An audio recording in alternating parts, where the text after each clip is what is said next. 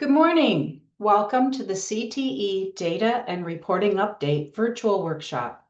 My name is Jill Kroll, and I'm a supervisor in the Michigan Department of Education Office of Career and Technical Education, or OCTE.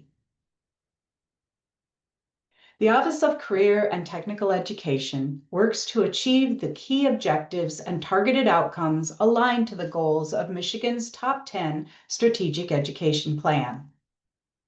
Please enter your name in Zoom so that when you place comments in the chat, your name appears. You can do this by clicking on Participants at the bottom of the screen to bring up the participant list, and then mousing over your name and clicking the ellipsis, and then choosing Rename. This will allow you to enter your name. There will be an opportunity to ask questions at the end of the virtual workshop. Please remain on mute. The purpose of this workshop is to update CTE administrators, directors, coordinators, and others responsible for overseeing CTE reporting and data use. A primary goal is to address areas of possible confusion in reporting. We will follow the times listed on the agenda so that workshop participants may attend only the topics of interest.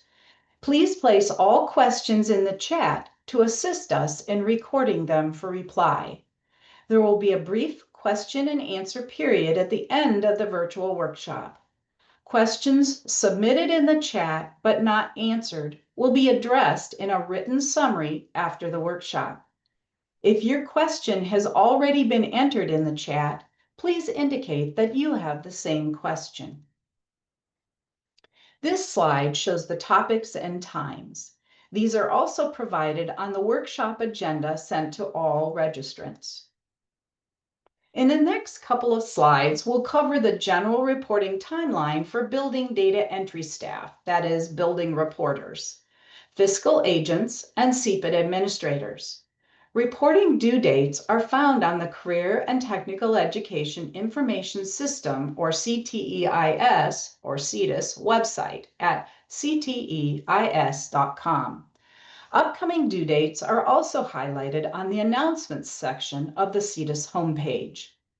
Data entry staff at the building level should begin setting up course sections and enrolling students in courses in CTIS in September. Expenditures should be entered in CTIS in the fall, as the 4033 expenditure report is due the first week in November. The follow-up survey usually opens in October, and students should be surveyed in October, November, and December for report submission in January. All students for the year must be entered and enrolled in at least one course no later than mid-May, to allow for verification of student unique identification codes, that is UICs, and update of important student demographic information from the Michigan Student Data System prior to the spring enrollment report deadline. Enrollment and completion reports are due mid-June. See the CTIS website for due dates. The QR code goes to ctis.com homepage. CTIS fiscal agents review all tasks to be carried out by data entry staff, ensure that data entry staff have attended CTIS training, and begin coordinating fall data entry tasks, including ensuring data best practices, such as teacher review and sign-off on student and course data for each program. Fiscal agents should also become familiar with all due dates and contact the CTIS Help Desk or OCTE with questions and ensure that reports are submitted by deadlines. CPID administrators should ensure that all buildings in the CPID are prepared for data collection and are following data best practices. CPID administrators submit their CPID options reports in May and coordinate submission of the enrollment and completion reports in June. Our first topic this morning will be the various student advancement definitions. I know that this is somewhat confusing for people, so we will go over the definitions one by one. Key to understanding student advancement categories is understanding how student advancement is measured and reported, and how reporting changed with Perkins 5. Under the Perkins 5 legislation, participants and concentrators are defined based on courses. In Michigan, to standardize reporting, a course for Perkins purposes is called a Perkins Course Competency, or PCC. A PCC is a specific group of competencies aligned with the state CTE program standards that take approximately 80 hours of instruction to deliver. Competencies will be marked completed within CTIS for a student when the student earns a grade of 2.0 or better in a local course section that covers those competencies. See Perkins 5 Final Definitions Memo dated April 21, 2021 on the OCTE website for more information. The QR code goes to the October 5, 2022 memo Student Advancement Definitions for Section 61A1 and Perkins 5. It'll take a few more years to develop instructional designs based on competencies and PCCs for all SIP codes. In the meantime, SIP codes that do not have new instructional designs will continue to report based on segments, with program standards grouped into 12 segments. The Perkins 5 Accountability Referent Group recommended and OCTE adopted the interim definition of a course for Perkins 5 reporting as 4 segments. This means that a participant is a student who has completed, with a grade of 2.0 or better, local course sections covering the state program standards in 4 to 7 segments, and a concentrator has completed 8 to 11 segments. As always, a concentrator by definition includes all participants.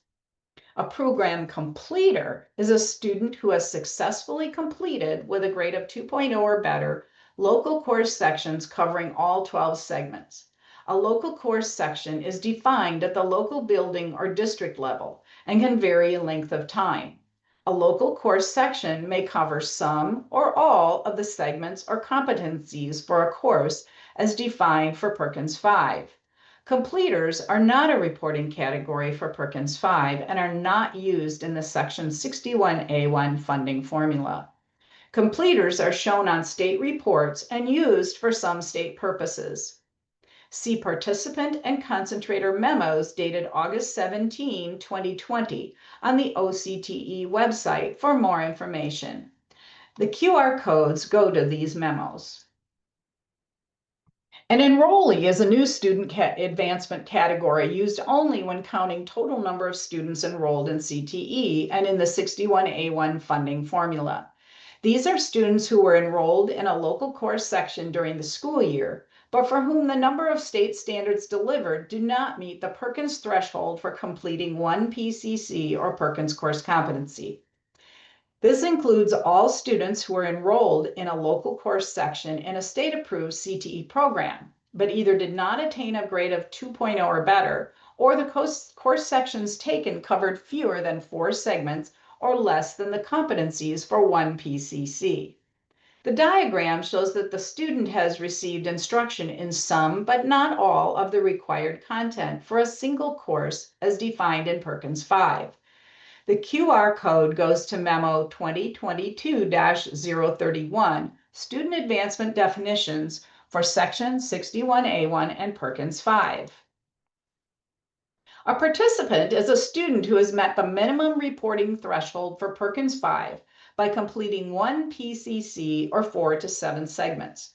For reporting, this means that the student completed local course sections with a grade of 2.0 or better that covered all of the competencies in one PCC or 4 to 7 segments. See Perkins 5 Final Definitions Memo dated April 21, 2021 for more information. The QR code goes to this memo. A concentrator is a student who has met the minimum reporting threshold for Perkins 5 by completing 2 PCCs or 8 to 11 segments. For reporting, this means that the student completed local course sections with a grade of 2.0 or better that covered all of the competencies in 2 PCCs or 8 to 11 segments. In some cases, there's overlap between the categories of concentrator, concentrator plus, and or completer. More about that shortly. The QR code goes to Memo 2022-031, Student Advancement Definitions for Section 61A1 and Perkins 5. Concentrator Plus is a weight category in the state aid Section 61A1 funding formula. There are two ways a student attains Concentrator Plus status.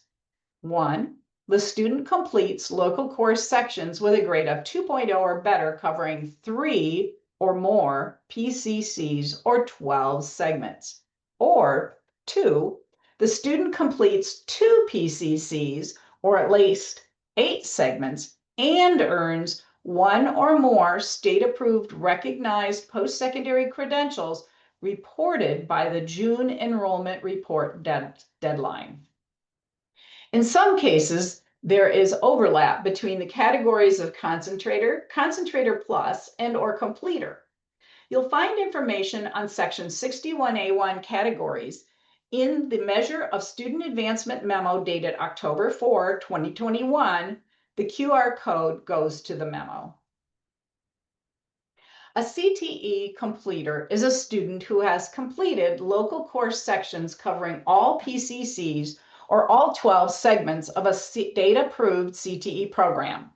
In some cases, there is overlap between the categories of concentrator, concentrator plus, and or completer. See Perkins 5 Final Definitions Memo dated April 21, 2021 for more information. The QR code goes to the memo. This chart shows the relationships among the various student advancement categories. The categories may overlap for some zip codes, and the categories used in the state school aid section 61A1 funding formula student advancement factor are not the same as the student categories used for Perkins 5 reporting. For the section 61A1 student advancement factor in the funding formula, there are 4 weight categories. Enrollee weighted 0.5, participant weighted 1, concentrator weighted 5, and concentrator plus weighted 10. Completer is not used in the section 61A1 funding formula. To measure the success of CTE programs, the state of Michigan requires the reporting of CTE completers. Students who have successfully completed an entire CTE program, that is all segments or PCCs, will be reported as completers. Perkins 5 reporting categories are limited to participants and concentrators. Students counted as concentrator plus for 61A1 and completer for state reporting are reported as concentrators for Perkins. Okay, that concludes the first section. We will begin again at 9:17.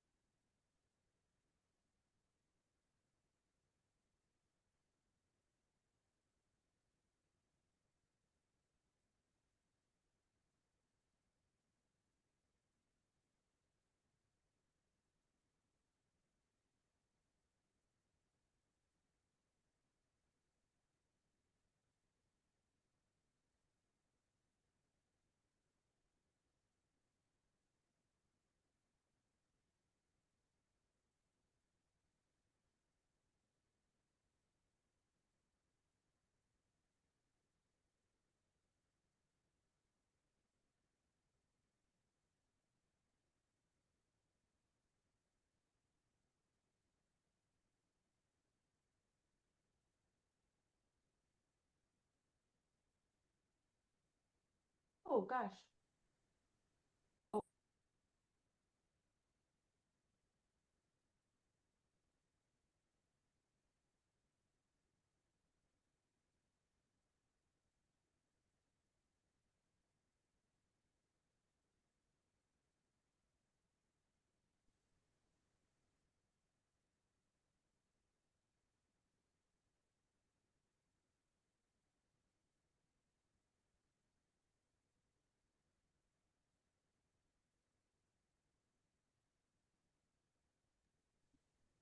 Hello again. My name is Yinchen Ye. I will go over this section to review the measurement and the reporting requirement of core performance indicators.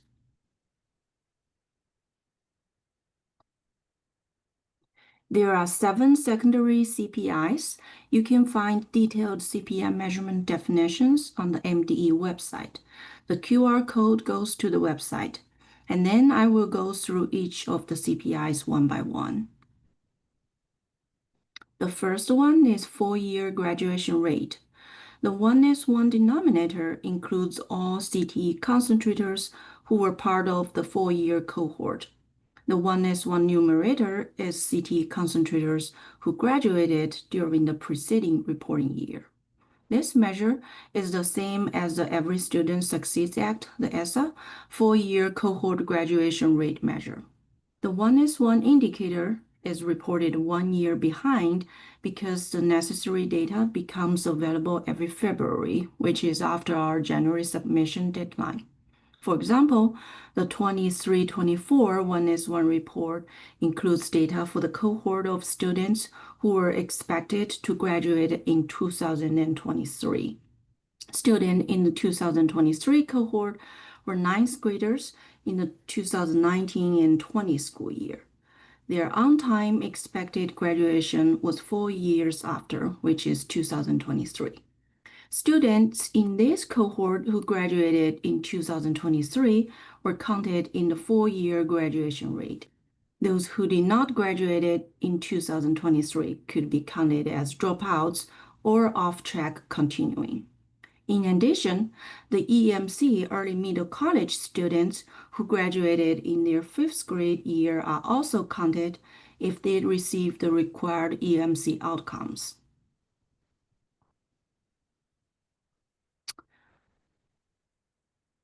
So from the trend bar chart on this slide, the dark blue bars show the CTE students and light blue bar shows all Michigan students. We can see that the last year 1S1 performance was 96.75%, an increase from previous years.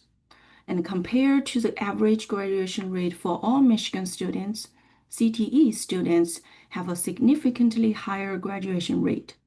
The state-determined level of performance, the SDLPs, were set based on the average of the most recent 2 years of available data.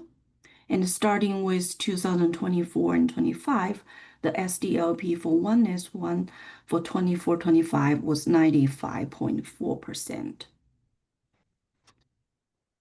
There are 3 academic proficiency indicators, and they all have very similar measures. The denominators for 2S1, 2S2, and 2S3 are CTE concentrators who have taken the ESSA assessments and left the school during the reporting year. The numerators are students who received proficiency on the ESSA academic assessment, and these academic proficiency indicators are based on 11th grade assessments and are reported the year the students exit high school. This chart shows academic proficiency in reading between 2019-20 and 23 to 24. There is no test data for students who graduated in 2021 because the assessments were not administered in spring of 2020 due to the COVID pandemic. As we can see, after the pandemic, the academic performance continued to decline. Last year, we failed to meet the SDLP, but were still within the 90% threshold. In most recent 2 years, CTE students did better than the average of Michigan students in reading and increased from prior year. The SDLP for 2S1 for 24-25 was 54.9%. For 23-24, the state failed to meet 90% of the SDLP for math, but showed an increase from the prior year. The SDLP for 24-25 was 33.2%. Since math achievement is still on a downward trend across all students in Michigan, we may anticipate that CTE students' performance in math will likely also continue to decline. Michigan had a waiver from reporting proficiency in science through 23-24. And Michigan will begin to report 2S3, the academic proficiency in science, starting in 24-25. As you can see, CTE students' science performance is very close to all Michigan students this year, and the performance increased from last year. The SDLPs of 2S3 next year is 13.3%. Starting in a low level because the baseline data used for setting the SDLPs were limited to pilot test year. Our next CPI is 3S1, the post-program placement. The 3S1 denominator is CTE concentrators who left school and responded to the follow-up survey. A high response rate on the follow-up survey is critical to ensure that the respondents of the follow-up survey can sufficiently represent all CTE concentrators who left school. The 3S1 numerator is number of students placed in the second quarter after they exited high school in the following categories on this slide. 3S1 performance for 23-24 was 95.14%, which met the SDLP. Due to the COVID, it was anticipated that employment and post-secondary enrollment would decrease in 2021. The actual placement rate did decline in 2021, but not as much as anticipated, and returned to nearly pre-pandemic levels by 21-22. For 23-24, the SDLP was back to 95%, and in 24-25, the SDLP was 0.1% higher to comply with U.S. Department of Education requirements in showing the improving target. An email from OnBase for a requisition for Mike Schmidt. For this mileage. No, he put an order in for Purity for some teaching supplies. Goes through OnBase? Yeah, Thought OnBase was just for conferences. so OnBase is This chart shows the breakout of placement data collected from the follow-up survey. The 3S1 numerator includes students who were employed in the military, in continuing education, or national community service. According to the employment definition, students in the military or in national community service are counted employed. The yellow section shows students who had multiple placements. The light yellow highlighted parts are students who were in continuing education as well as were employed. The dark yellow highlighted part are students who were in continuing education as well as were employed and were in the military. All this data can be found in various types of follow-up reports. I also want to take a moment to review the follow-up reporting requirements, especially related to response rates. For the track risk analysis and potential on-site visits, here's what you need to know. First, if any building within a region has a response rate below 80%, that region will be flagged in the track risk analysis. Second, if a region's overall response rate is below 80%, it will result in a finding of non-compliance. In that case, the region will be required to develop and submit a compliance plan. Third, any individual building with a response rate below 50% will be required to attend follow-up training before the next survey cycle. All of these requirements are outlined in the follow-up protocol manual, and buildings that falls into these categories will receive a formal letter detailing the specific actions needed. Now let's talk about the proxy read requirement.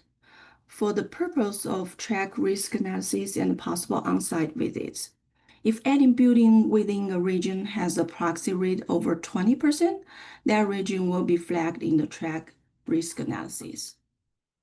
If a region's overall proxy rate exceeds 20%, it will lead to a finding of non-compliance, and this region will be required to submit a compliance plan.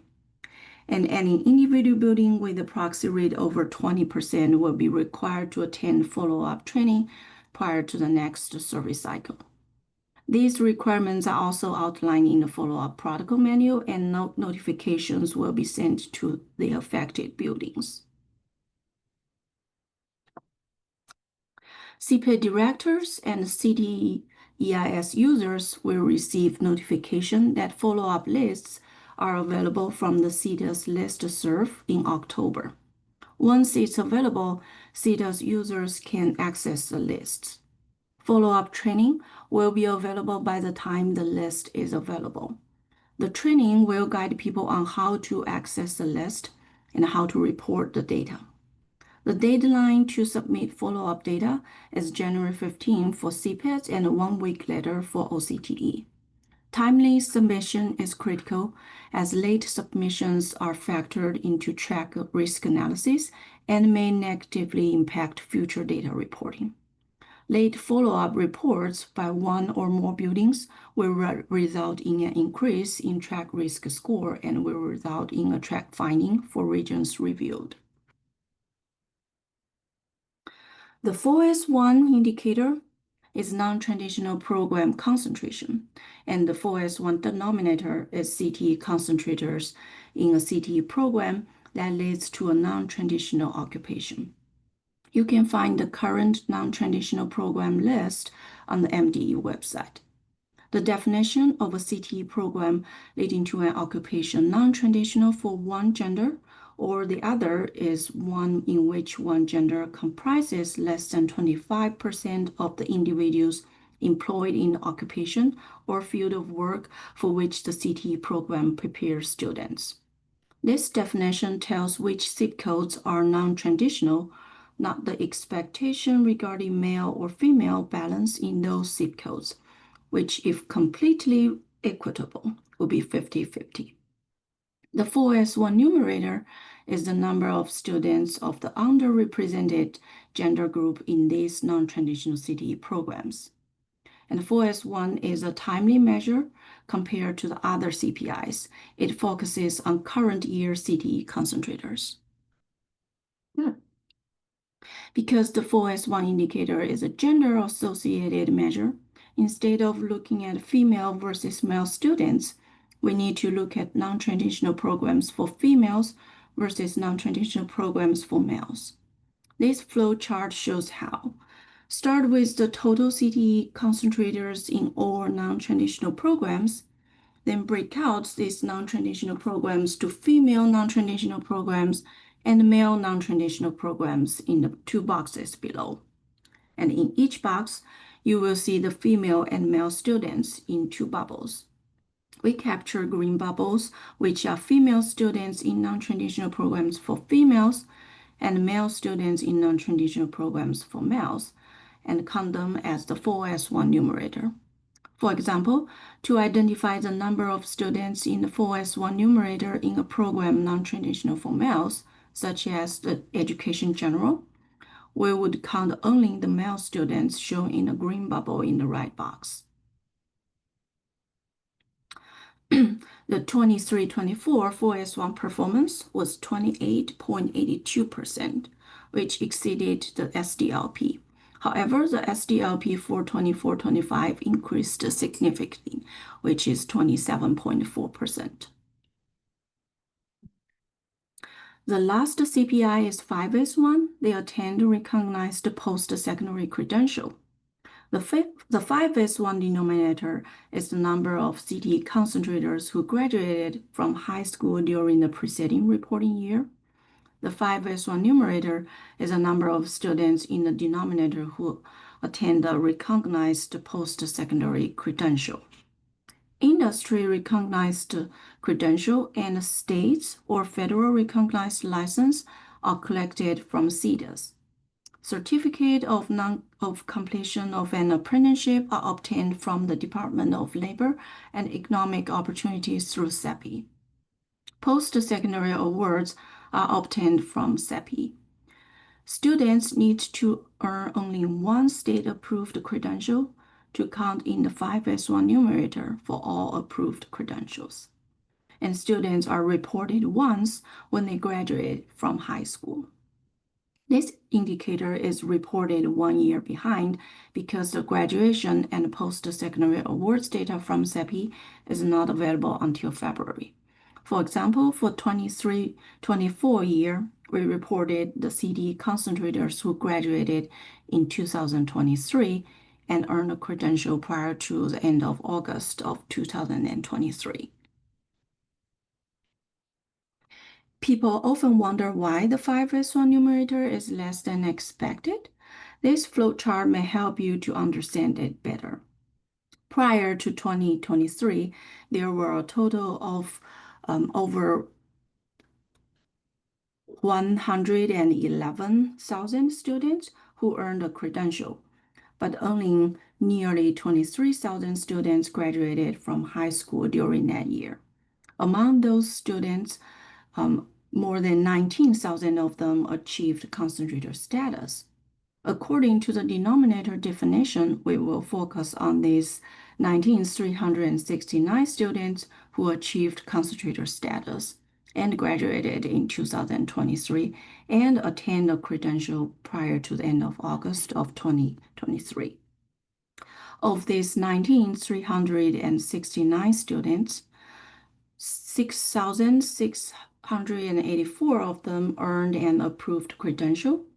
510 of them earned a post-secondary award, and 26 earned a license. That comes to the 5S1 numerator total of 7,220. The 5S1 performance for 23-24 year was 19.92%, exceeding the SDLP. From the trend chart, we can see that we have significant growth in credential attainment over the years. The 24-25 SDLP was 8.4%. So that's all for the CPI section. Please place any questions you have in the comments or ask a question section at the very end. So we will wait until 9:42 to the next section.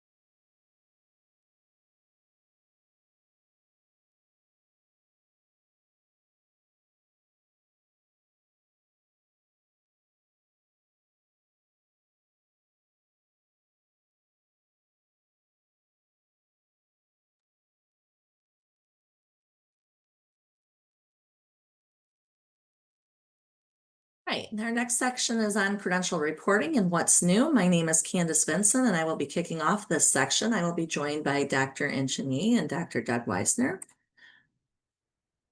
Under the Workforce Innovation and Opportunity Act, also known as WIOA, a recognized post-secondary credential is defined as an industry-recognized certificate or certification, a certificate of completion of an apprenticeship, a license recognized by the state or federal government, or an associate, bachelor's, or graduate degree. These credentials signify the attainment of measurable technical or industry/occupational skills needed for employment or career advancement.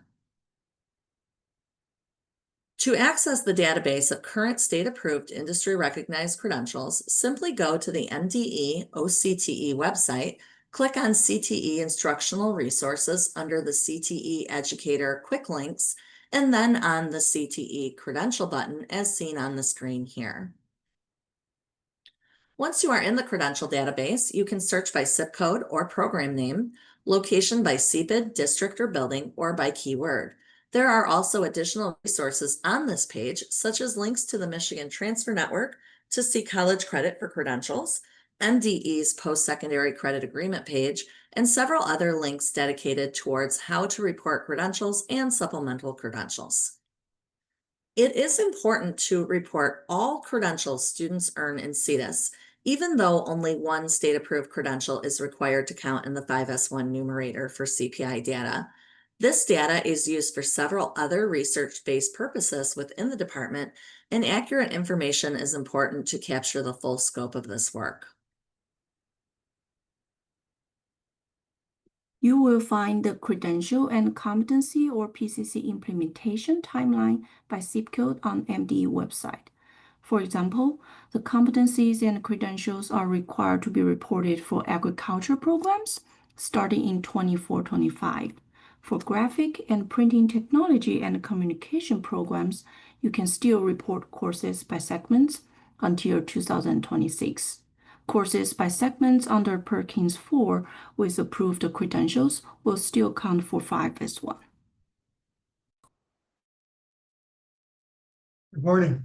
My name is Doug Weisner, and I am with PTD Technology, and I'm the project manager for the development, maintenance, training, and support of the CTES suite of applications. CTES provides functionality to enter, manage, and track credentials for your students in a program in a given year. Credentials may be entered manually using the Manage Credentials function of CTES. To do this, navigate to the Manage Credentials section of CTES, select your district, and then the program you wish to enter credentials for, and then the students you wish to receive these, received these credentials, and then the credential, and then enter. Alternatively, you may import them, which is the preferred and suggested way. Using an import template found on the CTES knowledge base, populate the file with your credentials and then upload them using the Upload Credentials menu option to import them. As mentioned, you can find these templates along with all available credentials and codes and instructional guides in the knowledge base within the Special Collections section of enrollments. Please note that CTES will only accept approved and supplemental credentials.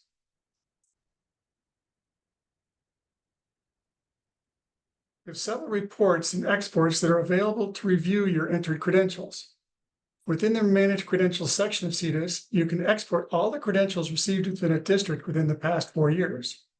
Or you can choose a subset or a group of students by program or course and export those details.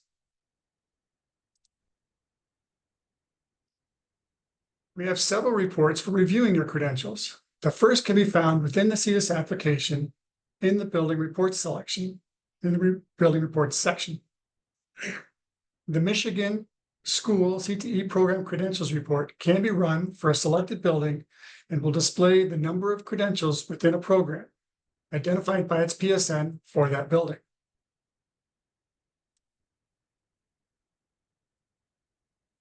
On the CTES Reports page, we have a publicly available, unduplicated by zip code credentials summary report. This credential summary lists the total number of approved and supplemental credentials reported, unduplicated by zip code, and can be run at the state, region, district, building, or program level.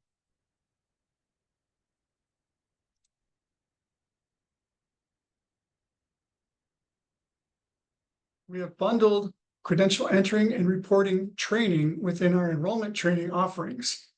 You can find out more about our training offerings on the CETA support site or knowledge base, as well as specific credential documentations and videos. The QR code shown will direct you to those entries.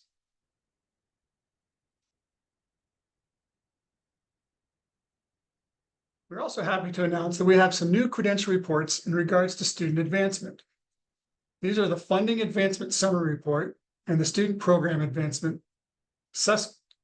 These can both be found in the Building Reports section of CETIS.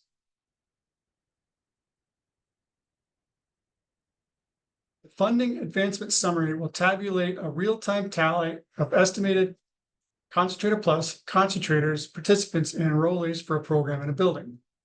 As we know, credentials can affect advancement status, and that can be seen here. We also have the Student Advancement Assessment, which will list individual students in a program and their estimated advancement, as well as if they have a credential. Again, both these reports are helpful in determining the effect of having a credential on student advancement status. Please keep in mind that these reports are estimates of advancement status and can easily change.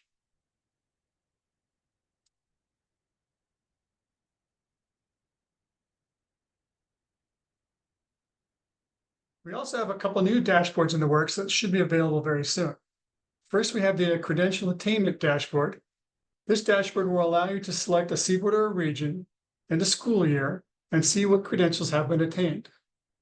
Breakdowns by credential, race and gender, as well as types of credential will be available.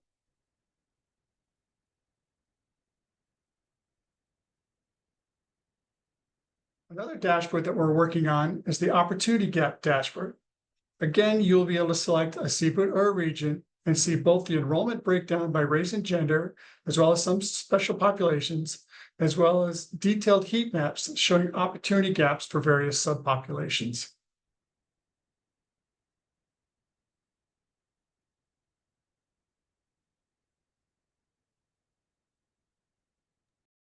The next section will begin at 9:55.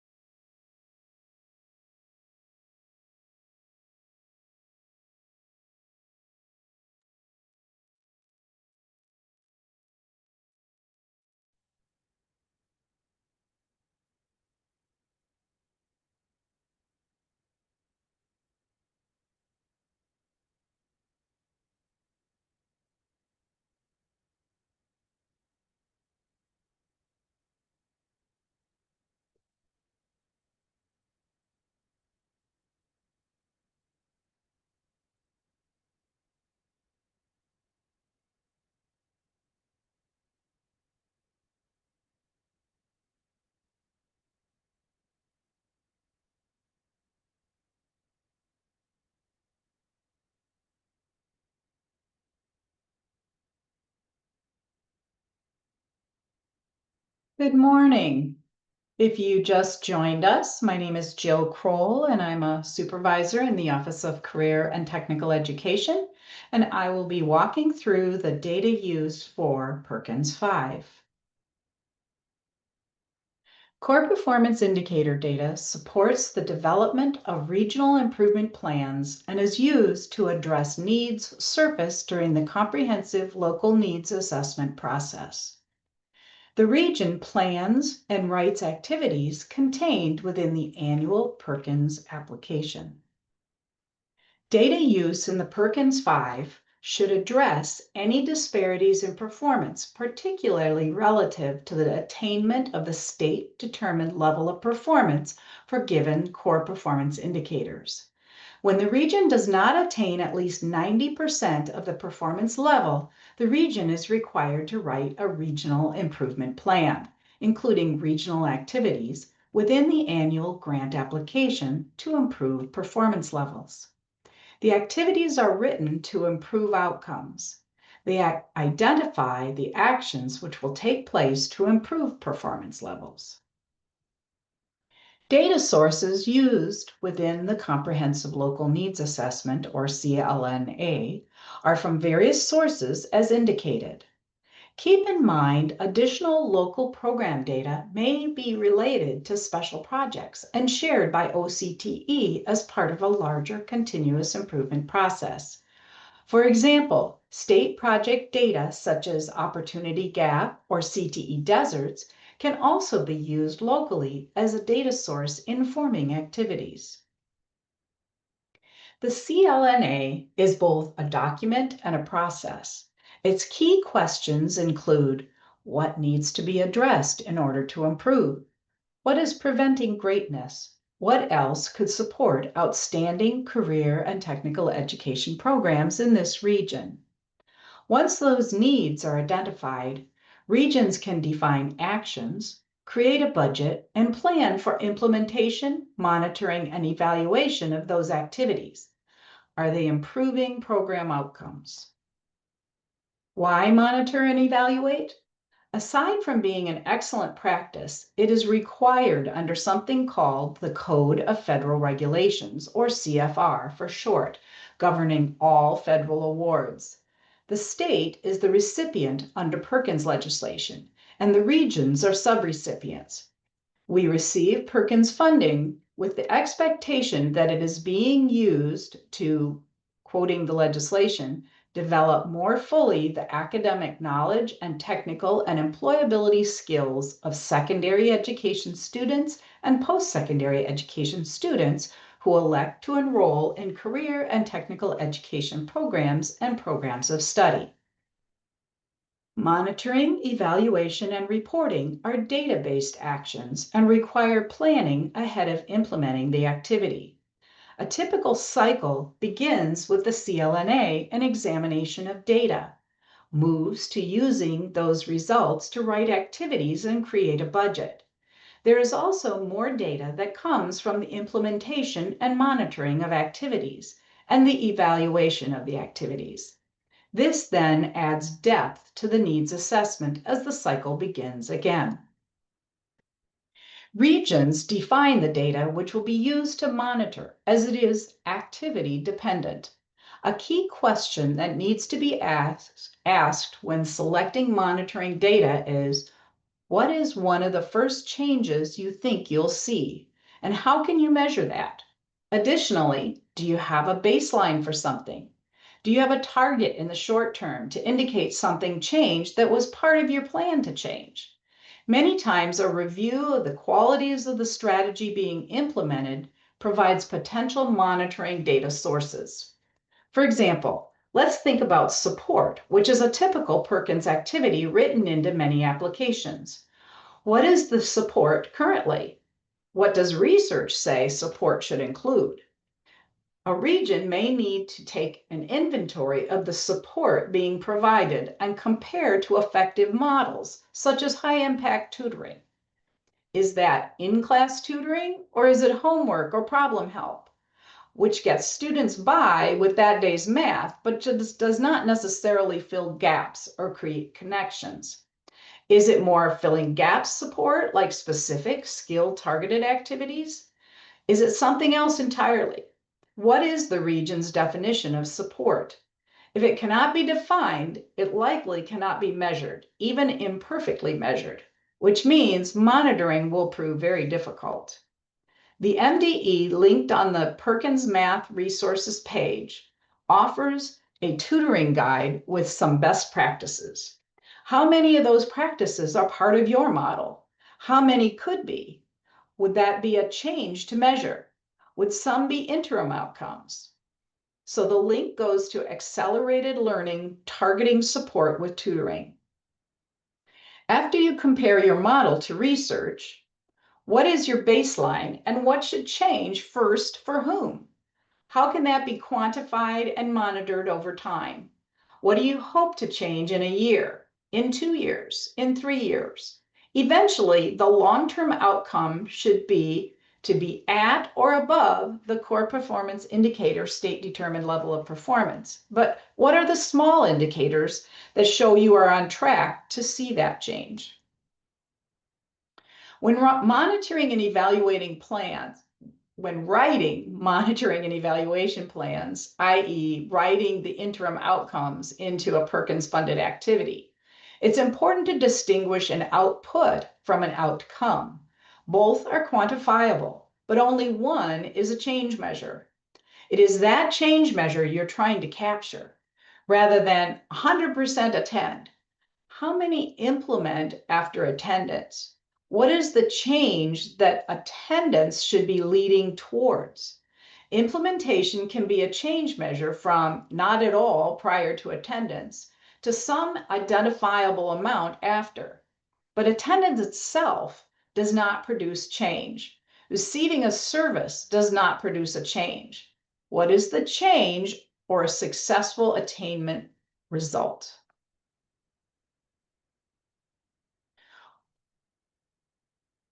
Now we're going to look at a sample Perkins activity.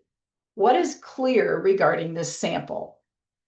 What changes for whom? Most concisely, the students get better at math by getting more math skill practice than they might without Perkins funding, with specifics as to how that should happen included further.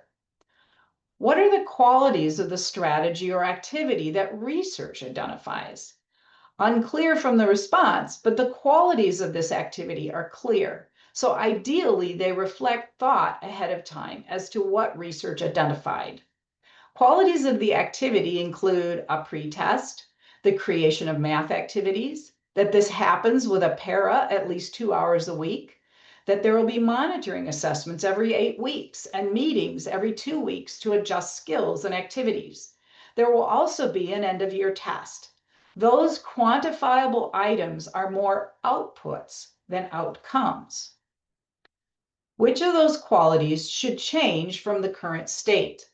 Though the current state is unclear, the desired state is as outlined by the qualities identified. As part of monitoring, these components also have to be monitored. In subsequent years, they may require a change. What will that be and why? Was the 2 hours a week too much or too little? You need to know whether the 2 hours a week actually occurred to determine whether the observed outcome was a result of the action. Without monitoring the outputs, it is impossible to reach a reliable conclusion regarding attainment of an outcome, the change. If the expected outputs did not occur, how can we determine whether a specific outcome occurred or was related to the output? We can also see the inclusion of a short-term, like 1 year expected outcome. The increase by at least 30% from beginning of year assessment to end of year assessment for 80% of CTE students, and a longer term or 2-year outcome, the final impact on the core performance indicator. As we have previewed, data is used in various ways related to Perkins 5. The next section will start in 1 minute at 10:05.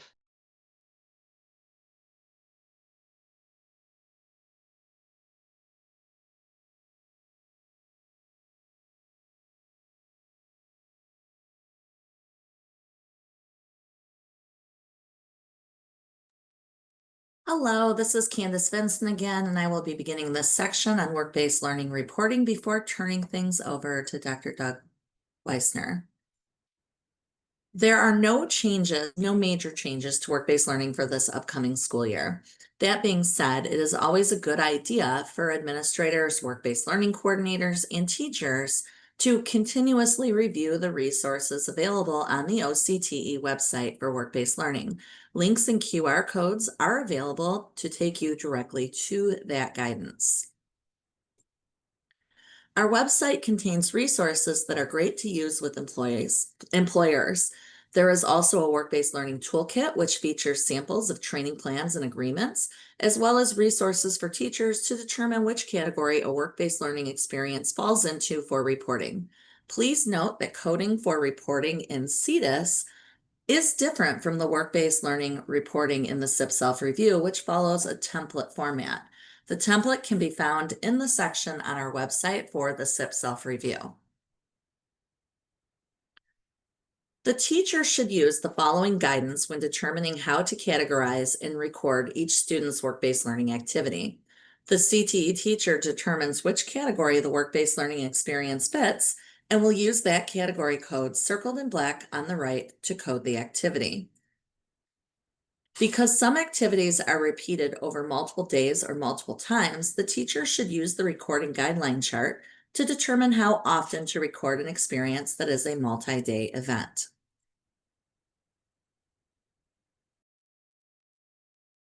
The CTES knowledge base found at support.ctes.com should be your first stop when looking for useful tools, support guides, training, and other helpful information when looking at your work-based learning. These resources can be found under the Special Collections section of the Enrollment section on the knowledge base. Further, under the Student Management System resources, PowerSchool and Skyward have provided resources for the management of work-based learning and entering of that data into CTES.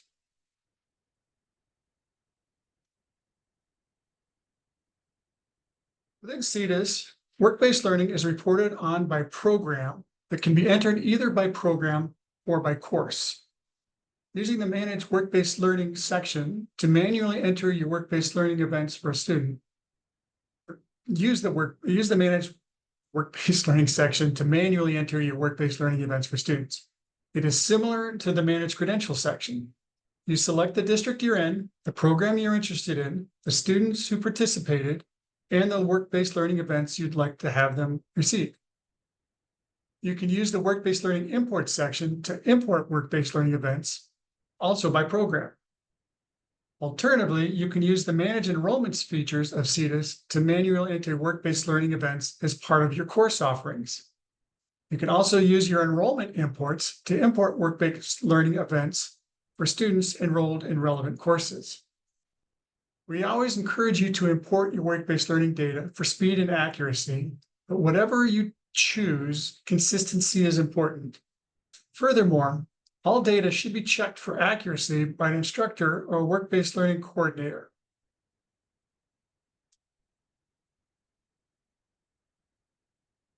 CTES provides several reports that allow the monitoring of data and program quality. Any questions regarding policy for work-based learning, such as what constitutes an awareness event versus an exploration event, please contact Candace Vincent. If you have questions regarding operational details within CTES, such as why am I getting errors on my work-based learning import file, please contact the CTES help desk. Lastly, if you have suggestions for new reports or functions within work-based learning or other features, please share those with Sean Sweeney.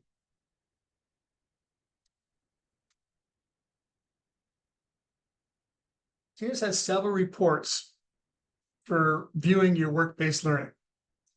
On the public site, CTES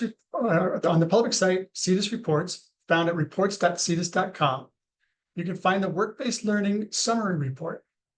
This report shows the breakdown by zip code for the selected groupings, being state, region, district, building, or zip code.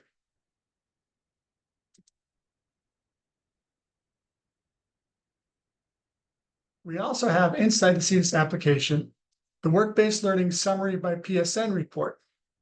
This will list the work-based learning breakdown for all active PSNs within a building. Both these reports can be useful in monitoring program and data quality, as well as highlighting program success. The next section will start at 10:15 in 5 minutes.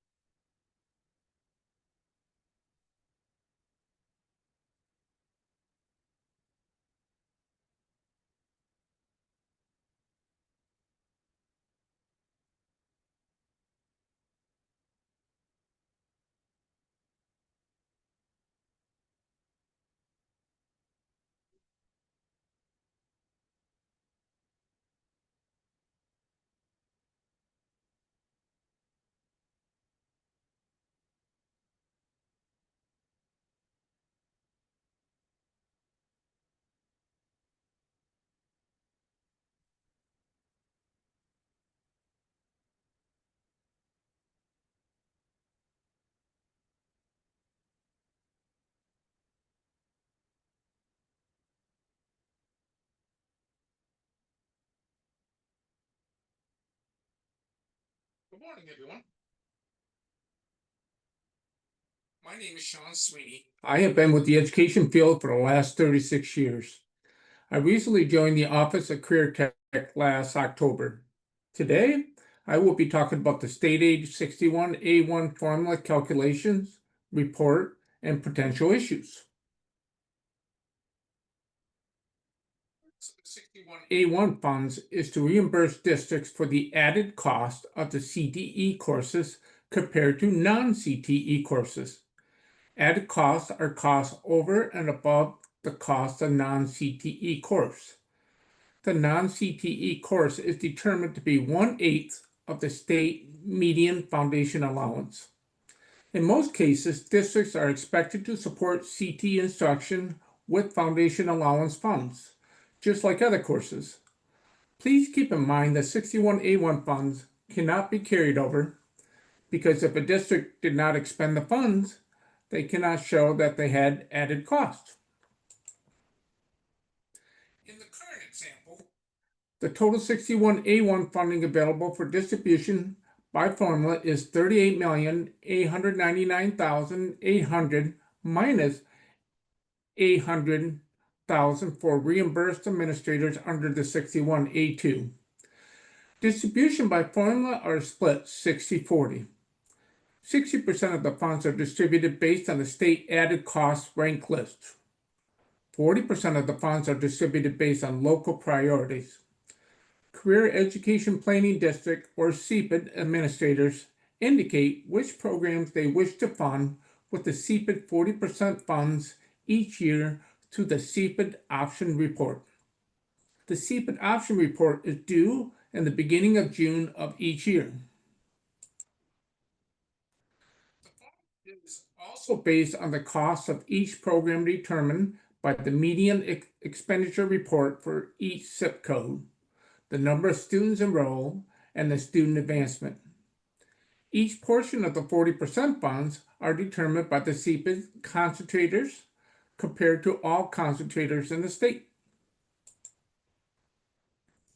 The student advancement factor in 61A1 formula uses 4 categories of student advancement: enrollee, participant, concentrator, and concentrator plus.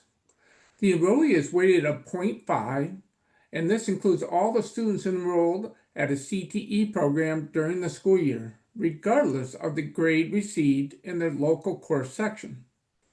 A participant is weighted at 1 for completing 1 PCC or 4 to 7 segments. A concentrator is weighted a 5 for 2 PCC or 8 to 11 segments. Finally, a concentrator plus is weighted a 10 for completing 3 or more PCCs or 12 segments. A student can earn a concentrator plus status if completing 2 PCCs and earned a state OCTE approved credential by June enrollment report submission deadline. Some people think that there is more money available by earning a credential. That is misleading. Please don't think that just earning a credential will bring more funding. However, instead of completing 3 or more PCC, a student can earn 2 PCC and earn a state-approved credential instead. This will allow the student to earn a concentrator plus status. Common questions about 61A1 funds. How much 61A1 money am I going to get? Why didn't a program receive any 61A1 funds? Why is the amount of 61A1 funds generated for my program so low? Where can I find the amount of 61A1 funds generated? Let's check out each one of these questions in the following slides. Because of the 61A1 formula requires enrollment data for the entire state, 61A1 funding amounts cannot be calculated until all the districts have reported their end of the year enrollment and completion reports. The 61A1 formula is based on proportions. The amount received by any district depends on the number of enrollees, participants, concentrators, concentrator plus, and credentials reported for the district, as well as the other districts. It also depends on the zip codes reported by the districts and the PSN selected for the funding, with the 40% CPID option funds. For these reasons, it is not possible to estimate the amount of 61A1 funds a district will receive. Districts usually have the final funding amounts for the school year by the first state aid payment in October, though sometimes this is delayed as late as December. The date the final amount can be made available depends on several factors, including when the state budget was signed by the governor, and the date of the last district submitted final enrollment reports, and occasionally some unforeseen technical issues. The next question we often get is, why didn't the program receive 61A1 funds? Whether a program generates 61A1 funds depends on several factors. Whether the zip code is in the top 20 of the state added cost rank list. You can find the state rank list on the OCTE website under Funding and Monitoring State School Aid. The document 2024 state rank list shows the rank list factors for each program and the top 20 on the list. If a program is not among the top 20 zip codes on the rank list, it will only generate funding for the CPID administrator designated the PSN for funding in the 40% funds. The other factor that determines funding is enrollment. If a district does not report any enrollment for a PSN, the PSN will not generate 61A1 funds. Occasionally, districts make an error when reporting and fail to report enrollments under a PSN. Another common question is, why is the amount of 61A1 funds generated for a program so low? Reasons for the 61A1 fund generated might be less than anticipated included that the segments or competencies were not reported correctly. This makes the difference in the student advancement, which results affects the formula. Other possible issues include instructional design changes or reporting that does not follow the instructional design, resulting in some students not having the correct number of segments or competencies. Other possible reasons for lower than anticipating funding include that a district forgot to report some course sections. And finally, if credentials were earned by a student but not reported in CTES by the end of the year, enrollment and completion report, which is due in June, these will not be counted when determining the student advancement factors in the formula. All of these potential issues can be checked and corrected before submitting the enrollment report. CTES has reports available to help building check their data for accuracy before submission. This is the best practice and we strongly recommend it. To learn more about the reports available in CTES, to check the data prior to submission, you can contact CTES Help Desk or email ctes.help@pddtechnology.com. Here's an example of an incomplete instructional design. Issues like this will not allow a student to become a concentrator. As a matter of fact, this example shows that students will only become enrollees because the student cannot earn a single PCC. Let's take a moment to talk about the instructional design. It is important that the instructors fill out the design with all the competencies that will be delivered. It is expected that the design will change throughout the year based on extenuating circumstances, whether it's weather-related, topic-related, or just couldn't teach the topic in order that was pre-planned.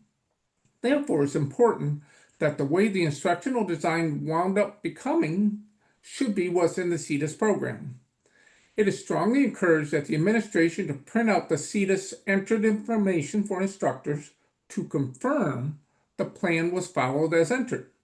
The confirmation process will also ensure all the competencies were entered as well as placed. What CTES allows. CTES is designed to make the CTE reporting as easy and accurate as possible. The system has an edit checks program to catch common data entry errors and alert the data entry person of a possible inaccuracy. However, not all potential errors can be prevented through programming due to the complexity of the rules. Therefore, Districts cannot assume that everything they can report in CETUS represents allowable activities of reporting. Questions about instructional design should be directed to the appropriate program consultant. The amount of 61A1 funds generated for each PSN is shown on the X0107 report on the report.cetus.com. This report could be found under the State Aid Funding header on the left navigation pane, the red arrow. State Total 61A1 funds, X0110 summary, the yellow arrow, shows the programs in state rank order and the total state funding for each program. State Total 61A1 funds, X0110 summary. Column 6, State 60%, shows where 60% of the funds are distributed. Zeros indicate programs and these zip codes will only receive 61A1 funds if the CPID administrator includes them on their CPID option reports. Column 1 shows the rank weight for all programs and zip codes. Programs not funded with the 60% funds show a weight of 1. Column 2 shows the cost weight for each zip code programs. Column 3, 4, 5, etc. show the number of students funded under each of the student advancement category. Last and newest state rank list on our Department of Education website. The state rank list is updated approximately every 4 years. This 25-26 school year, we will be utilizing our newly developed state rank list. For more information on the 61A1, see added cost guide and other resources on the OCTE website. Some common causes of negative adjustment in 61A1 funds are listed on this page. You are required to spend all of your 61A1 funds. At least 90% is for program improvement. The 61A1 funds were never meant to fully fund the CTE program. Therefore, it is required to make sure that the 61A1 funds do not exceed 75% of the total required expenditures. Some districts fail to expend all of the 61A1 funds received. Again, CETUS has reports available to assist fiscal agency in monitoring these factors related to the expenditures of the 61A1 funds.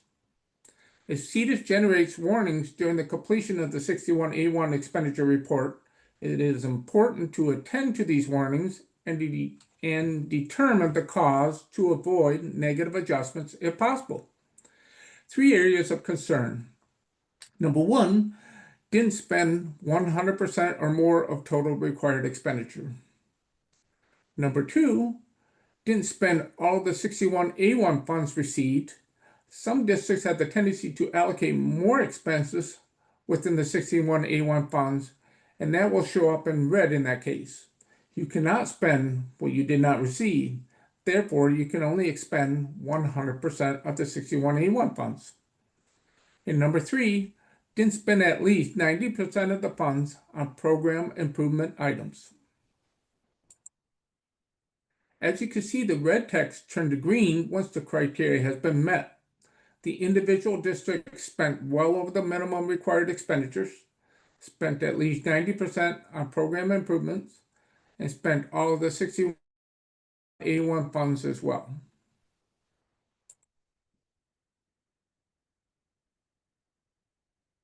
Questions about the OCTE 61A1 formula or expenditure allowance, please contact me at this website, at my cell as well. Our next session The will next begin section will at start at 10:32. 10:32.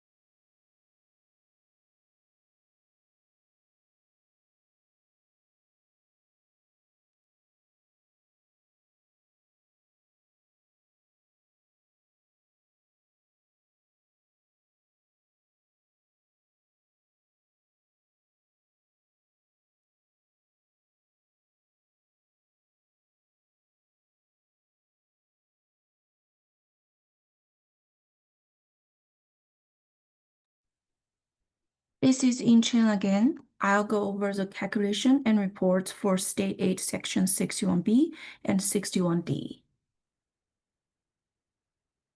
Section 61B of the State School Aid Budget designates funding to CTE Early Middle College and CTE Dual Enrollment programs to increase the number of Michigan residents with high-quality degrees or credentials, and to increase the number of students who are college and career-ready upon high school graduation.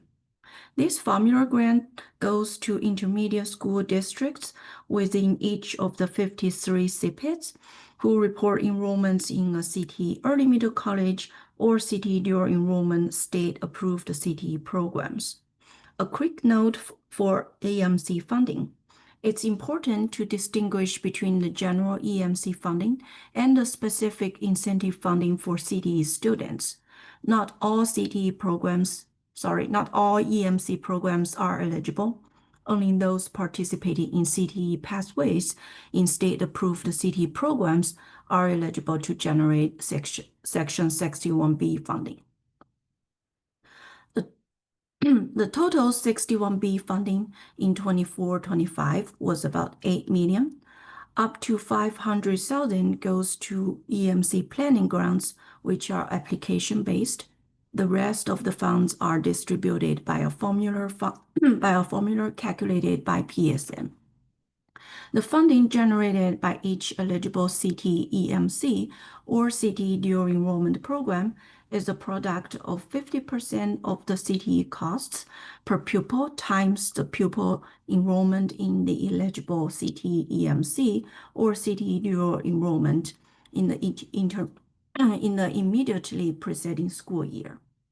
MDE OCTE calculates the average statewide cost per student for each zip code for the 3 most recent fiscal years. Funding is prorated if the total exceeds the available allocation. Please also see the 61B CTE EMC and CTE Dual Enrollment Toolkit on our MD website for more details. Zip codes must be in the list of eligible zip codes to generate or expand 61B funds. This QR code goes to the top 5 career cluster eligible zip codes. CTE EMC students must be reported in a course in the CETAS in a CTE EMC PSN and also coded 35,000 in the MSDS, the Michigan Student Data System, to generate 61B funds.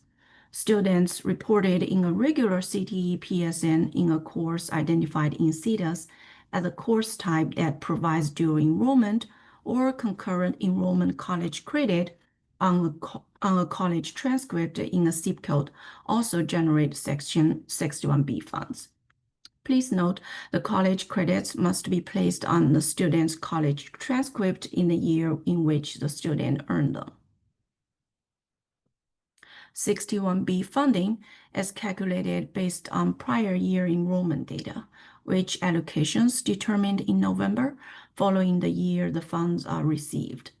Carryover expenditures are allowed in the subsequent year, but district must notify OCTE by the deadline if they intended to carry over the funds.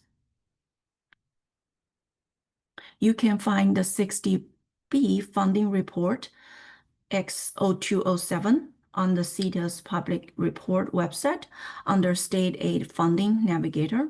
Here is an example of the X0207 report showing the received 61B formula funding and each factor used to calculate the amount by each fiscal agency. Next, we will talk about the State Aid Section 61D. 61D funds go to the primary education providing entity or PEPA district, not CTE operating district. Section 61D funds are unrestricted funds and do not have to be spent on CTE. 61D funds can be expended on anything upon which foundation allowance would be expended. For the 24-25 state aid budget, the total 61D amount was a little bit more than $5.3 million. Funding was calculated based on the count of students enrolled in CTE by each PEPA district. Each student enrolled in CTE will generate $35, and students enrolled in high-demand career fields generate an additional $35. These include agriculture, natural resources, IT and radio, TV, graphics and printing, STEM, mechatronics, engineering, drafting, biotechnology, biomedical science, construction, plumbing, electrical, HVAC, machine tool, welding, transportation, auto tech, airframe, and health professions programs. We will go to the next section at 10:40.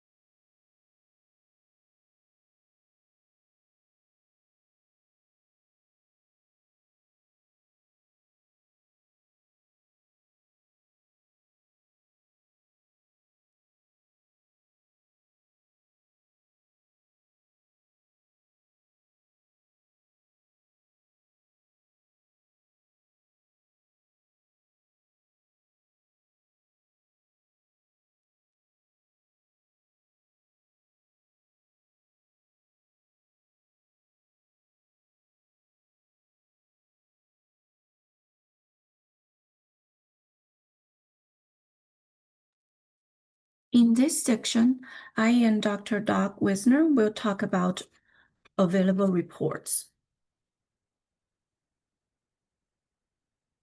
The CTE's dashboard displays key data including CPI performance, rankings, trends, and performance for special populations.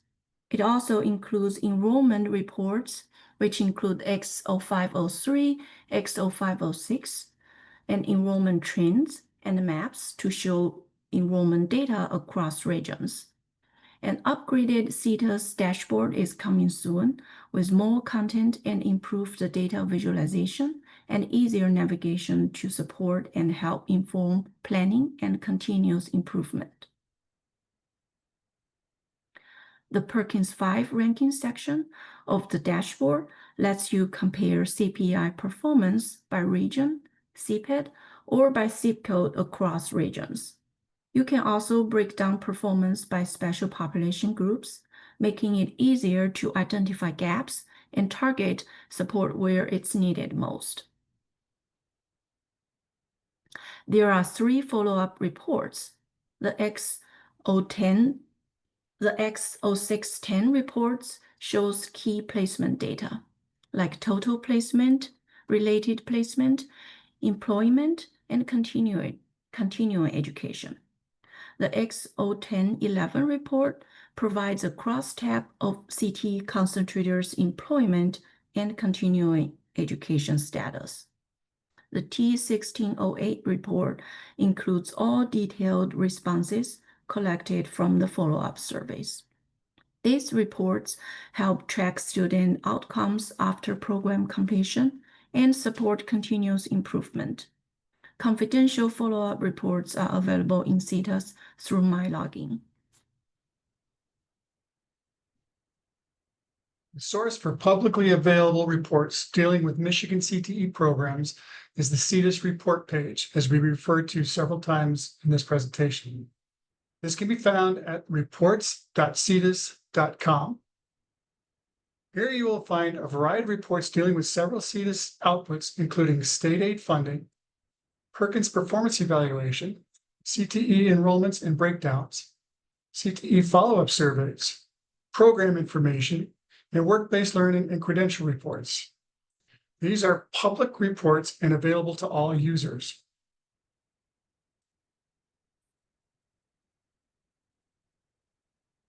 For school districts with CTE programs, the building reports section within CTES is where you can learn about your CTE programs based on the current and historical data entered. These reports will require that you have authentication in CTES, but will provide you access to audit reports, which are designed to assist in improving and verifying data quality entered into CTES. Program student reports provide information about the students entered in specific programs. Program and course reports, which provide information about the instructional design, courses, and staff for specific programs. These reports help verify your students are properly enrolled in programs and courses to ensure correct advancement status for each student. Leveraging these reports is very important to maximizing your student experience and ensuring all their hard work is properly reported and recognized.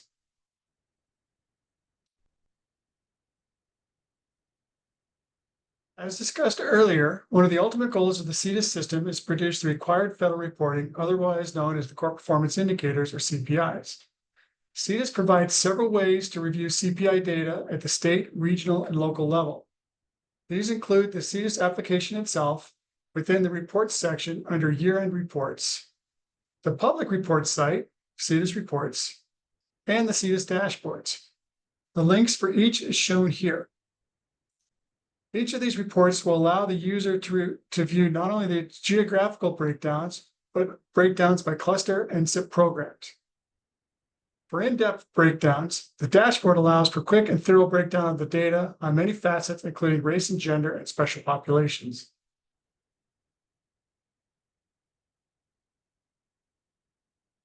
To learn more about any CTES functionality, as we've talked about today, we encourage you to visit the CTES knowledge base or support site found at support.ctes.com. There you will find important dates, instruction manuals, links to training, instructional videos, important import templates, FAQs, user group meeting notes, as well as many other resources and links. The site is searchable, so it should always be a starting point in any of your CTES queries. Last, let me walk you through the CTE landing page for Michigan in My School Data. The QR code on this slide will direct you there.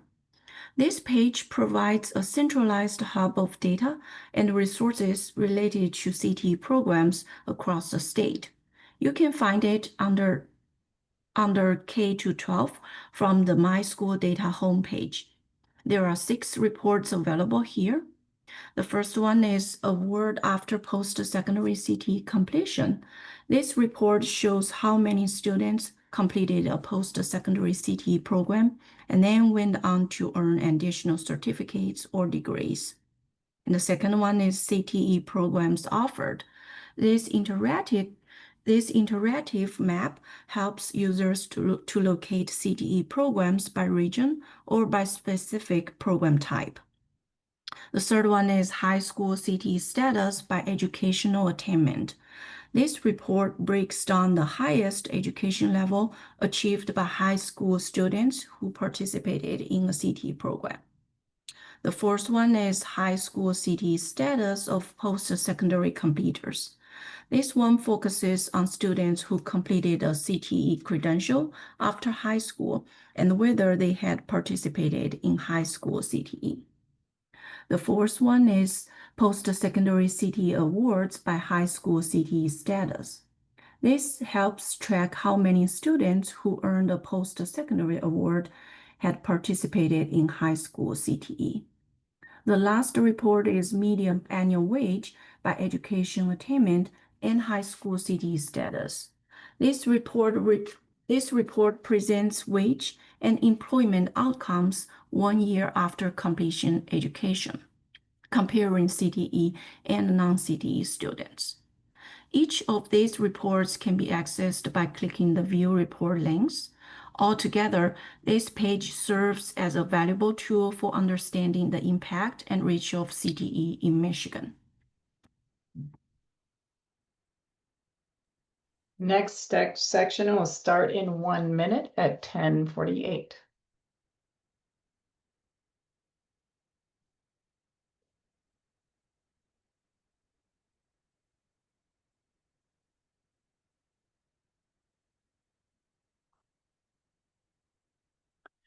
Now we'll discuss data related to special populations.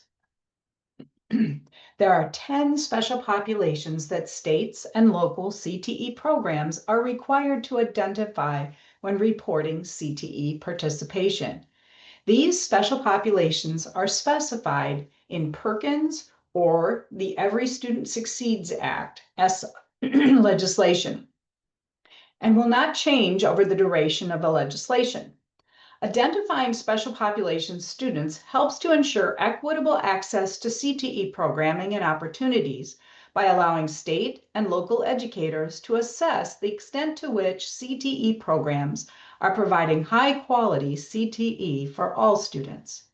Most of these special populations are also required reporting for other federal funding, such as ESSA, and are collected from districts through the Michigan Student Data System, or MSDS, and imported into CTES to avoid duplicative data collection. 3 student characteristics are unique to Perkins and must be collected and reported by CTE programs through CTES. These include out-of-workforce individuals, individuals preparing for non-traditional fields, and single parents, including single pregnant women. Measurement definitions for each of the special populations can be found in Section 6 of the CTE Administrator Manual. A link is provided on the OCTE Special Populations webpage. Understanding the measurement definitions can help you understand how students are identified for reporting. The OCTE Special Populations webpage provides many resources to support CTE programs in meeting student needs. The QR codes on this slide go directly to Section 6 of the CTE Administrator Manual, the top one, and the OCTE Special Populations webpage, the bottom QR code. Data on special populations can be found in several places. Printable public reports showing enrollment counts and core performance indicator outcomes for special populations can be found on reports.ctes.com. The QR code will take you to the report's homepage. The orange arrow shows the location of the Special Populations Core Performance Indicator report. Note that small cell sizes on these public reports will be suppressed and indicated by an asterisk. Confidential unsuppressed reports on special populations may be accessed by district authorized individuals who securely log in to CTES.com using My Login. Available reports include a migrant student report under Building Reports Audit Reports, several reports under Building Reports Program Student Reports, as well as enrollment exports that show the special population status of individual students under Building Exports. Unsuppressed year-end reports with special populations data include area totals by special populations, and CTE enrollments under year-end reports are also available. The QR code is for the CTES.com homepage, but users will need to log in from their My Login page. A public data dashboard with Perkins Core Performance Indicator data for special populations is also available at analytics.ctes.com. You can use the analytics dashboards to see how special population students in your region are doing compared to special populations statewide. Select Ranking Special Populations from the Perkins 5 menu under Perkins CPI Special Pops. Select the special population of interest from the top menu. Then click on the plus sign to the left of the year to see all regions, and then click on your region name and then the plus sign to the left of your region number to expand the zip code list. The bar chart to the right will show performance for that special population statewide for the selected indicator in rank order, highest to lowest. Scroll the sidebar below the list of zip codes to the right to see the percentages. To compare performance on special populations in your region to all special populations statewide, click on the zip code of interest. The bar chart will show a dark bar for your region and a light bar for all special population students in that group. Mouse over the bar to see the percentage. The QR code takes you to the CTES Dashboard's homepage. To understand how your special population students are doing compared to non-CTE students, you can review your local data and/or data on My School Data for graduation rate and reading, math, and science. Go to myschooldata.org. To see the graduation rate for all students in your school or district, select your school or district. Then, under the K-12 grade menu, click the arrow to the right of Students, and then choose Grad Dropout Rate. To find academic test scores for all students, select your school or district, and then click the arrow to the right of College Readiness includes SAT data. Select the subject and then choose the student group under the report category. For science scores, click the arrow to the right of State Testing and choose High School State Testing. You can also find similar data in your CLNA. The QR codes go directly to the reports indicated.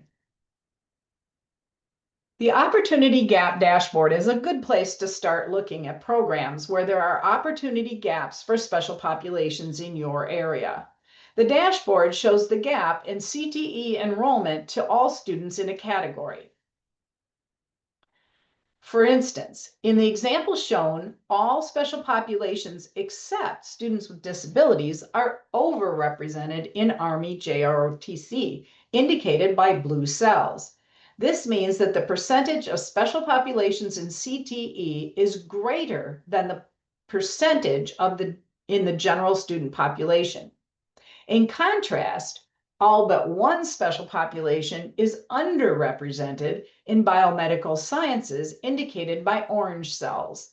This means that the percentage of special populations in CTE is lower than the percentage in the general population.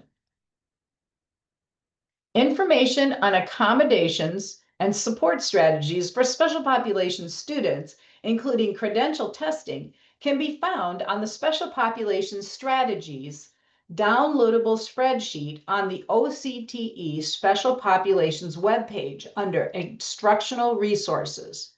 See row 6, Credential, on the Strategies tab. The QR code will take you to the OCTE Special Populations webpage. The orange circle shows where the downloadable spreadsheet is located on the webpage. The next section begins in 1 minute at 10:56. This section is an overview of track data review. OCTE also has a more detailed track training each year. For track data review, compliance is determined through a review of evidence contained in district documents, state documents, and on-site evidence. We need to make sure that CPI data collected and reported was complete and accurate. CPI reports were reviewed and made available to the public through a variety of formats. The CPAD or district has submitted complete and accurate data utilized for calculation of 61A1 ended cost funds.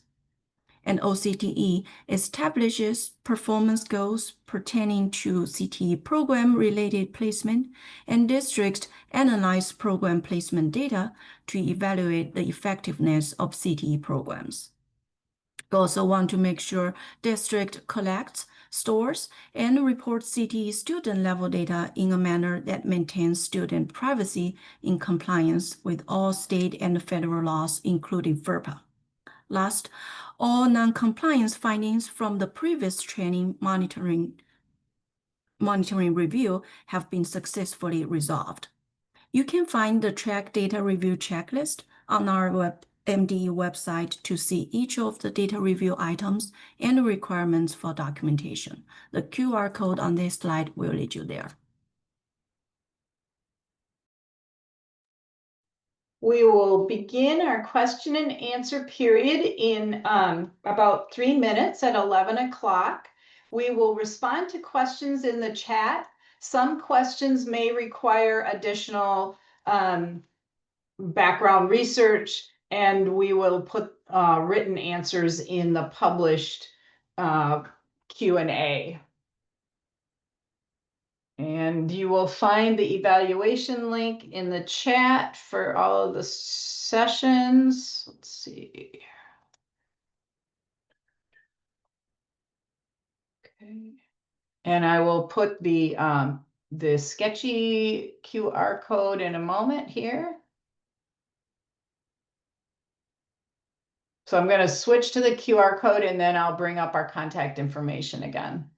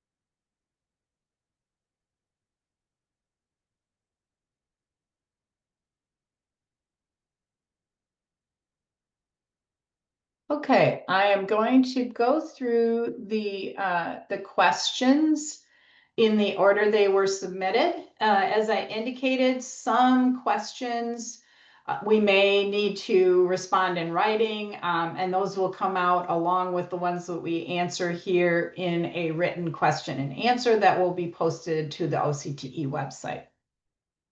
So several people asked, is this presentation deck available for download?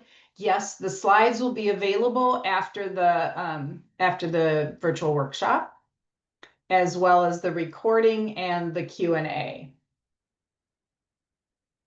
Let's see. Okay.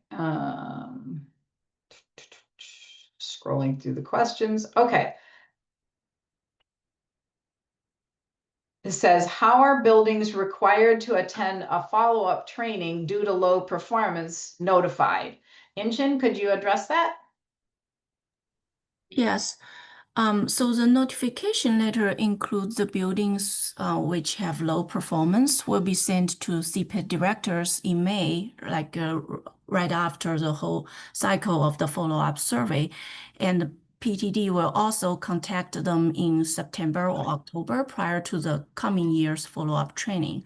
And the CPED should make sure that at least one representative from those buildings attend the training. Okay, next question. Concentrators who graduated or concentrators who exited under any MSDS code except 19 returned to school. I'm guessing that's in response to follow-up. Inchin, could you please respond to that, what the population for the follow-up survey is? Okay, I thought Stephen is asking for the concentrators for general. So we have pulled like graduates versus exiters. For follow-up, we only focused on the students who exit high school. But for the 1S1 and 5S1, we include the students who we count them on-track graduates only. So these are different categories. So for example, for the graduates, we follow the SAPI cohort status category, who identified them as on-track graduates. So I can share their crosswalk menu showing the exit code who are identified on-track graduated.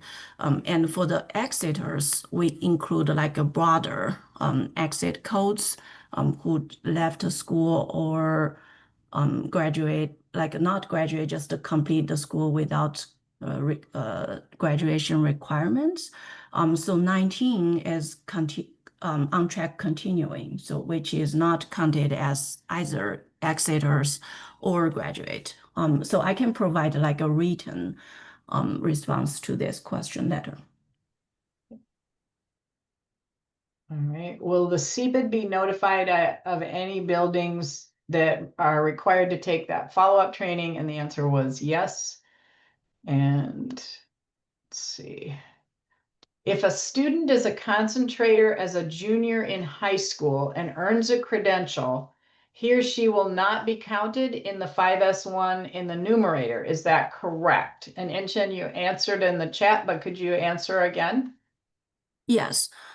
So the students will be counted in 5S1 numerator 1 year after the year he or she graduated from high school. And yes, they will also counted only in the denominator the year after they graduated as well. Okay. And is it up to the CPID or OCTE to make sure buildings sign up for training? And Inchin, could you respond to that? And that one, we may need to give a more extended answer in writing. Sure, yes. So like I mentioned earlier, the notification letter will send to the CPED, and also prior to the full follow-up cycle started, PTD will also contact those CPED to try to make sure at least one representative from those buildings to attend the training. So the CPED will responsible to pull the representative from each of their buildings.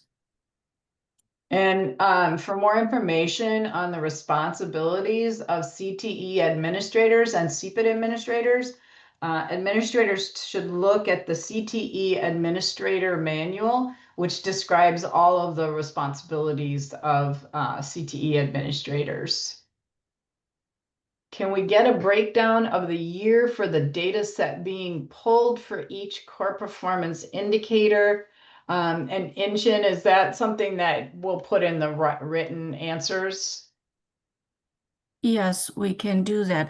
And also, I want to ask Mickey for clarification. Are you just trying to ask which year of the data we pull for each of the CPIs, or what kind of breakout, like breakdown data you are looking for? If you can unmute yourself. We can answer both of those questions in the written response, Inchin. Yeah, sure. Okay. All right, let's see here. When are important dates on the CETUS website going to be updated? And Doug, you answered in the chat, but could you please repeat that? Sure. We've updated the CETUS knowledge base, or support.cetus.com. That has all of the updated important dates on it. It also has the official document from OCTE that you can download on it, which lists all of the dates on it.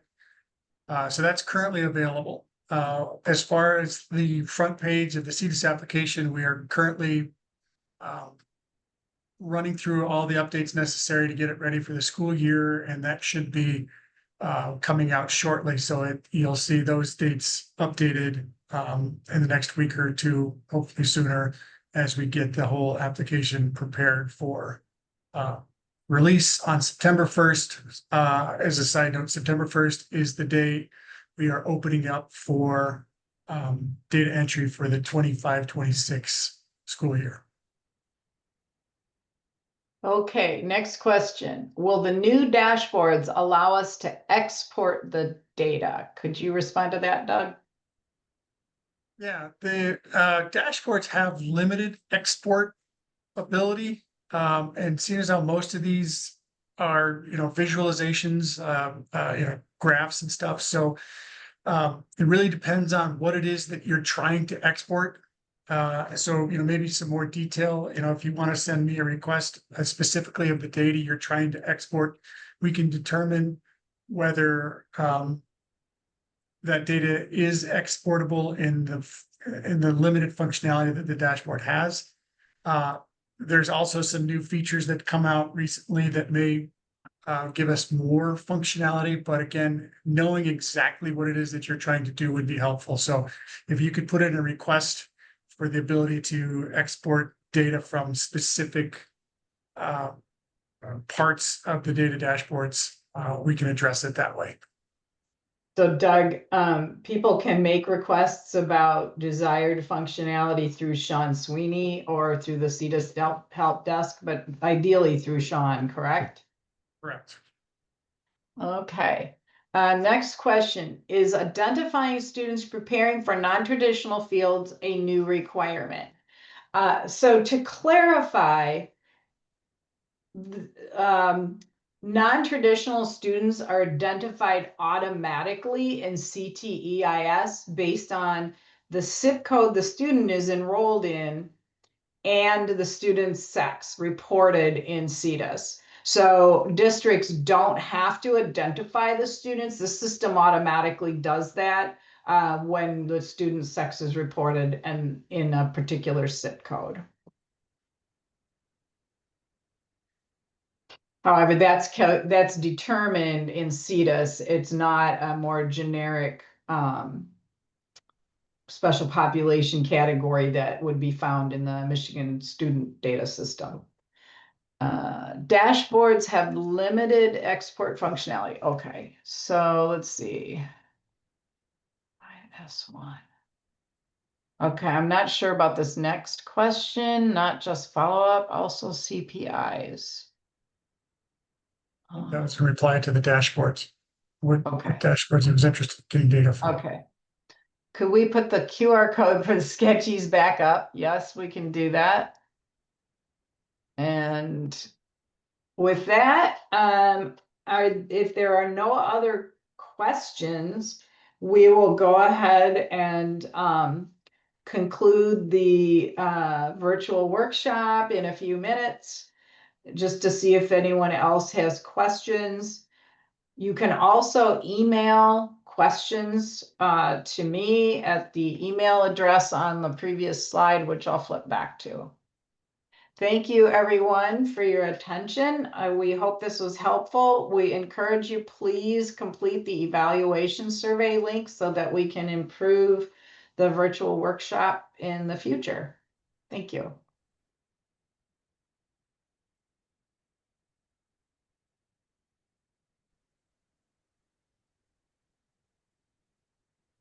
Jackie, I see there's a question about where they can access the slides. I was trying to remember on our website. I think what we will do is we'll send out a memo when we have everything posted. It will take some time because the recording has to be edited before it can be posted. So we'll send out a memo with a link as to where people can find it. Last time we posted them on the data and reporting page of our website, of the OCTE website. And that's where the slides will be. Do we have a timeline for the CLNA? I'm sorry, we will have to defer that question to the written Q&A as our CLNA lead was unable to join us.